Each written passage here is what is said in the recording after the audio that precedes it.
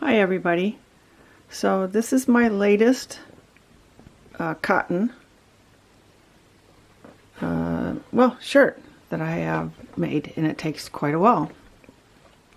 So this is actually an off shoulder. So normally you'd take the front and back panel and you'd stitch it this far and then this far, and that would leave you with an open neckline, but it would be all the way up here. So what I did was, this last piece here, I made about 7 centimeters and a ways up like this and attached it to the back. So the arm is below here now. So that right here, there to there, that was so that I would move the neckline down like this. But what happened was I didn't make it far enough in, so it kind of dropped down over the shoulder. And I thought, okay, that's fine. So what I did was I made a free shoulder kind of thing, and then I just took this here and put these on. So now I can pull it down over my shoulders if I'd like in the summertime, which is kind of neat. So that's why that neckline is different, and that's why you have this pattern going down all this way looking like that. But in fact it only, yeah. And then I started doing the arms after I'd sewed it together up to where I wanted the opening for the arm. So it's different. Basically this is simple.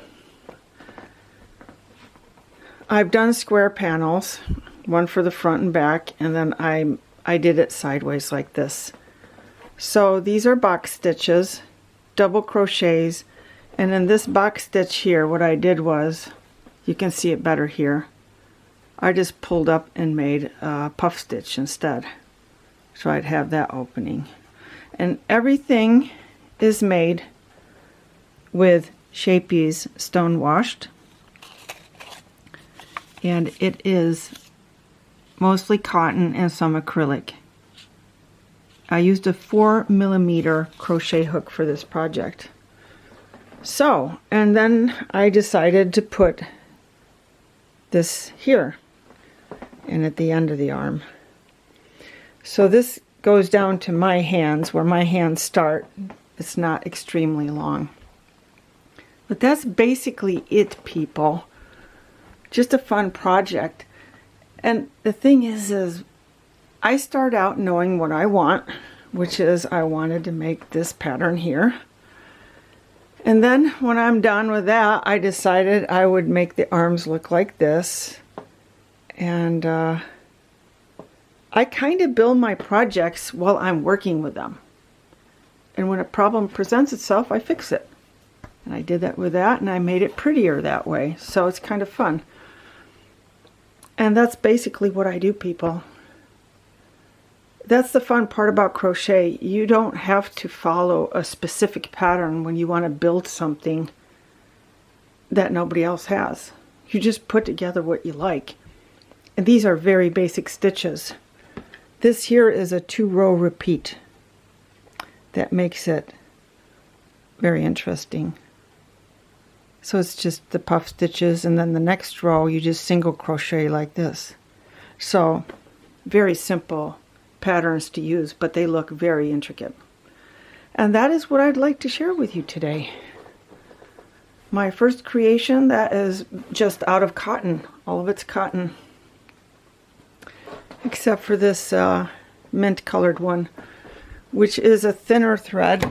It was difficult that way.